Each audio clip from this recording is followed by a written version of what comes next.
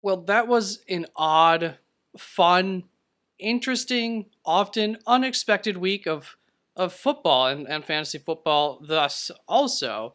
So I hope your teams did well. We're looking ahead towards week 8, but first we'll do a little bit of injury follow up as well as looking at the injuries from week 7 itself. Look ahead at the week 8 9 buys that you can see over here. I'll just trust that you can read that. I'm not going to go ahead and cover that anymore. There are no week 8 buys, however, so you're good this week. So that's just for planning ahead with week 9. And then we will go over the waiver wire for the quarterbacks, tight ends, wide receivers, running backs, as well as my DST streamer options for this week. It's not an incredibly exciting waiver wire this week, so let's get right on into it.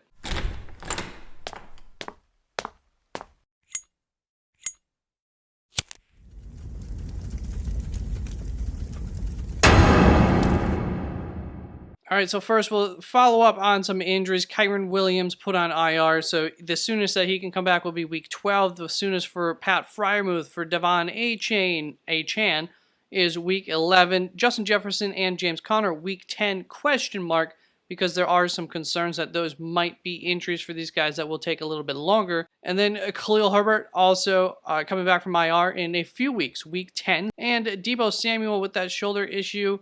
I know he missed last night's game, expecting that he will be able to potentially come back in 2 weeks. So actually expecting him still to miss 1 to 3 weeks from that shoulder injury. Don't know too many specifics on it. And for Justin Fields, that dislocated thumb, he is doubtful already for this week, and he is expected to at least miss 1 more week, but should be able to hopefully be coming back within like 3 weeks at the latest. Damian Harris could be coming back as soon as this coming week with the neck sprain. Ryan Tannehill could be coming back from that ankle injury. We will see on that. Currently, I am ranking Malik Willis for my quarterback rankings. Then Daniel Jones could be coming back with that neck issue. David Montgomery could be coming back with his rib issue. And you can see the upper end of the expectation of time to recover from these injuries as well. Then Garrett Wilson had a leg injury in the last game that he played a couple of weeks ago. We have not heard anything about that. I think he's probably fine since we haven't heard anything about that. But there might at least be some concerns if he starts off limited. So don't forget about that. That did happen.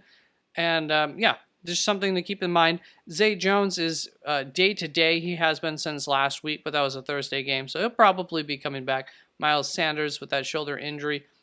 Should be fine, but I think that's another one similar to Garrett Wilson where we just didn't get a whole lot of information on it with the bye week. And Jimmy Garoppolo, it sounds like the team is expecting him to be coming back from that back injury from what I've gathered. Then for week 7, we did have some injuries. Once again, there were the week 9 buys. Just pay attention to that. If you have a lot of players on some of those teams, plan ahead. Or those DSTs, always a good time to go 1 week ahead and look ahead on those. So Bijan Robinson had some headaches pre-game. Big storyline. You've all heard about it by now and probably noticed it. And so the good news is that should be good for the short term, and he should be fine to be coming back next week and assume his role, as long as everything is as it's been presented to us. And I don't see any reason why everybody would be lying about that. So I think that is the case. But there are just some oddities around it. Then Jerome Ford with his ankle injury, we can expect that to be a 1 to 3 week injury on average, so we will see, but not a whole lot of information has come out today on some of these injuries. We'll add Deshaun Watson is technically day-to-day. They did say that they think he'll be able to play next week again, but he is considered day-to-day as of today. Then Keaton Mitchell is week-to-week with his hamstring injury. It is not expected to be a long-term injury. It doesn't sound like they're planning on putting him on IR or anything, so I would say that is at least a 2 to 3 week injury is what it really sounds like, or he'll 1 to 3 weeks missed type of injury. Deonta Foreman with his hip injury, haven't heard anything more about that as of 4 p.m. Eastern. Was hoping to hear something on that, and yeah, we'll see if something big goes out in the game last night, if something big happens, or if we get some big piece of information regarding that injury or any other injuries. I will put that down in the notes for like the first several hours throughout the day tomorrow. as of the day that this video is posted. Luke Musgrave, ankle injury, was in a boot, so we know it's not minor. Doesn't necessarily mean that it's major. Expect that to be 1 to 3 weeks is the typical timeline on ankle injuries. Gerald Everett, quad injury, roughly 2+ weeks on that, depending on the severeness, as with all injuries. Just depends on other factors that we don't know. Christian Watson, knee injury, did not come back into the game, happened pretty late. We have not really gotten any kind of update other than the fact that that was a knee injury. Deshaun Watson, shoulder injury day to day with that. Oh, I did have that on here. I didn't think that I remembered to put that on here. DK Metcalf, question mark. We'll see how it goes, was a quote from the coaching staff today. So that's not a guarantee that he'll be coming back next weekend. But, I mean, as of right now, I'm expecting he'll be fine. And then just a quick note, a lot of the times, like happened a lot in the Miami versus Philadelphia game, I don't put guys on this list if they returned to the game with even though they got injured at one point in the game. However, sometimes guys do get injured, come back in, and then they're not good to go the following week. So that does happen sometimes. So, keep an eye out for further injury news. It's time to get to the waiver wire, and not a whole lot going on in quarterbacksville. I think at this point, things have kind of settled. So I really just have Kyler Murray here as an IR kind of guy that you could roster. The expectation is that it's still a few weeks away from him starting, but that the team, and this is what I thought all offseason, is like this new coaching staff is going to want to see Kyler Murray play. They're not going to just want to replace a former top 1 pick who hasn't really played a whole lot. If they get the first pick, just outright replace him without having seen him already, because otherwise they could spend that first pick on getting more capital, etc., etc. So he should be playing at some point this season, and I think they'll want to see everything that he has to offer. So, I think he's a solid stash, not a must stash or anything like that. Then this is the order that I have currently ranked the streamers, essentially the order that I expect I'll end up having them ranked once I do my projections and everything. But they at least had matchups here that entice me to some extent or another, that I think these players maybe could have a good to, or a decent to good week. But we have a full week of slate of games, so hopefully you won't have to dip into those too much. And for the running backs, we do have a somewhat filled waiver wire, but there's really only 2 that I think are almost definitely worth it. So, update on Roschon Johnson. While I look this up, Juwan Johnson, tight end, New Orleans, is expected to be returning this week. And Roschon Johnson has one more hurdle to clear in the NFL's concussion protocol. And, especially, I would have been more concerned about what his role would be if Deonta Foreman were playing. But if we're expecting him to miss some time potentially, then, that could really swing the door open for Roschon Johnson upon returning in a good matchup against the Los Angeles Chargers. Maybe not the smash matchup it was last season, but still a solid one where they're going to want to lean on that running game. But ahead of him, I have Kareem Hunt, just because Kareem Hunt is going to be more long-term. As you can see, look a little bit ahead for Roschon Johnson. New Orleans, really tough matchup in another week from now. And then Khalil Herbert's expected to probably be back at that point in time. And so a bit of a short-term kind of replacement, maybe even just a 1-week kind of guy. Whereas Kareem Hunt is going to, looks like, be a double-digit touch, just barely kind of guy week in and week out. And in the short term, and maybe quite the long term, depending on Jerome Ford and how that injury looks, Kareem Hunt could be very, very valuable. And I do expect, although Pierre Strong Jr. got all of the Jerome Ford work once Jerome Ford went out in the 4th quarter, Jerome Ford went out in the 3rd quarter, but really we saw that all the carries went to Pierre Strong throughout the 4th quarter, except for one big touchdown carry that Kareem Hunt got. And Pierre Strong was not impressive, really, with his work. Was a little bit more effective than Kareem Hunt, I think, at the end of the day, but really, I don't think he was. 2 short runs along the goal line for Kareem Hunt hurt his average yards per carry as well. Regardless, Kareem Hunt, good option. You can see a couple of decent matchups in the short term, so go get Kareem Hunt if you need running back help. He's a sure thing. Roschon Johnson is looking like he'll be likely help in the short term. 1 to 2 week kind of guy at least. Jaleel McLaughlin's going to offer you some long-term bye week replacement kind of guy. not a super high ceiling. Javonte Williams looked like kind of like a new man this week. Came in and he said, "I'm not going to lose my job to that rookie," and looked good. So Jalil's, I think, going to have the Samaje Perine role essentially, which should give him a nice high floor, but not a whole lot of a ceiling.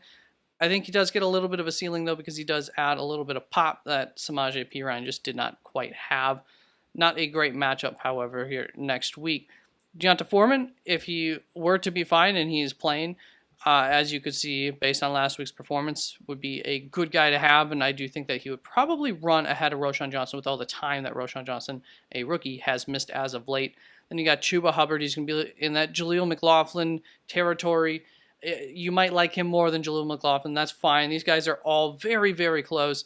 Tough to distinguish from one another, but he gives you, he's an excellent stash, if nothing else, but also gives you the ability to play him if you need to, and he should give you some sort of floor. Pierre Strong Jr. talked about that. There's a chance that he runs ahead of Kareem Hunt, so there is that off chance for him with a couple of solid matchups coming up in the short term. Otherwise, he'll probably still get like 10-ish touches in a game. So nothing terrible if you're in an emergency situation. Amari DeMarcado probably going to get more work than that. Maybe he should be ahead of Pierre Strong based on, I'm giving Pierre Strong that chance that he is actually running ahead of Kareem Hunt. I just doubt it. But Amari DeMarcado, it looks like, is the guy for Arizona. Just a couple of really, really tough matchups before we're expecting James Conner to be back. And Darrington Evans is the other running back in Chicago, who I don't think would run ahead of Roschon Johnson. There's always that chance in the event that Deonta Foreman's not there, or if Roschon's gone, as well as Deonta Foreman, not able to come back this week, already been out for 2 weeks with that concussion, then Darrington Evans would have some good value. Here's all of my stashes, just guys to get on your roster if you have an extra spot in case of injuries. Guys ahead of them, guys in bold I like the most. And what I will say about these top two free agents, Latavius Murray, Ezekiel Elliott, the line between them and like the Chuba Hubbard on down is very, very thin. Even Jaleel McLaughlin on down. It's a pretty thin line between free agent and waiver wire. I just still think that you probably don't need to spend much on the waiver wire for these guys. Maybe what you're hearing out there in the fantasy world would dictate differently. So determine that based on your league, who's available, etc. Then Justice Hill, Devin Singletary, I think you could always put out there in an absolute emergency. Shouldn't be in that dire of a circumstance this week. And that brings us to the wide receiver waiver wire options. Rashee Rice, Josh Downs. Two obvious guys we've had up here for several weeks now. Doesn't appear enough people have been listening. And you could put Josh Downs ahead of Rashee Rice, and I wouldn't argue against that either. Just don't like that short-term matchup here for him. And some of what happened this past weekend for Josh Downs was a bit of an aberration as far as just a complete meltdown by a defense that quit on a play and it gave a huge play to him. That's not, I don't think, something that you should expect every time, but Josh Downs is a guy who I had ranked higher than Rashee Rice as far as rookies coming into the league last year. Josh Downs was my number 3 wide receiver, so I do love him and have belief in his talent. Then here are my free agents / stashes. I do have the stashes specifically marked differently. Demario Douglas, maybe I should have put stash here for him. I don't know, but these little light green ones, Tank Dell, OBJ, Demario Douglas, are new names to the list. I think Tank Dell was over 50% owned, so he would not have been, I probably had to take him off the list a week or two ago, but because of the bye week, he got dropped and the injury, so he is available. And just as valuable as Zay Jones, Josh Palmer are, that's kind of the top 3 there are very valuable guys that maybe you don't have to spend money on the waiver wire to get. And then OBJ, a little OBJ appearance this weekend looked a little better.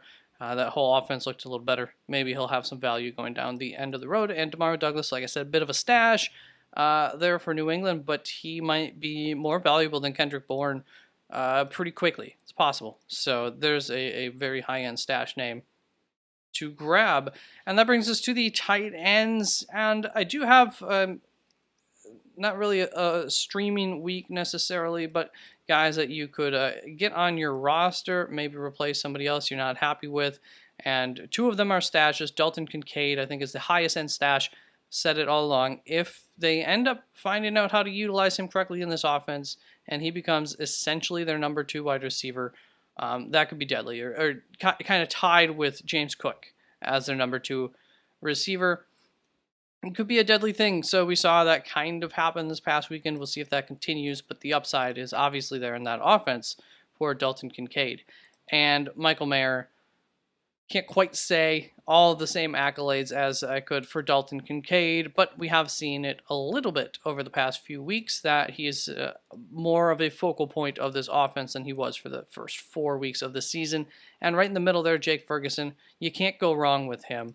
Dak's going to target him. This offense is going to have plays where the tight end is one of the primary targets. It just is what it is. And so you like that. Logan Thomas, Johnny Smith still up here as guys who I think are worthy of starts any given week. And for my DST streamers, I got the New York Jets going up against the New York Giants. Very, very good matchup there, I would say. Kansas City Chiefs going up against Denver. Not quite as good of a matchup, but maybe just as good of a matchup, depending on how things go. Detroit Lions going up against Las Vegas. You gotta like that a fair bit. And the Atlanta Falcons going up against Tennessee. If Malik Willis is the quarterback there for Tennessee, you like that because Atlanta's really good at stuffing the run, and that's the only thing that Tennessee has going for them, really, with Malik, especially with Malik Willis at quarterback. So that is it for the waiver wire. I look forward to seeing you for the rankings videos, and if I missed anybody, please put it down in the comments to let other viewers see that and maybe give your argument for why they should have been on the list. Sometimes it does happen. I overlook someone. And that is it. Thank you. Please like, comment, and subscribe. Peace out.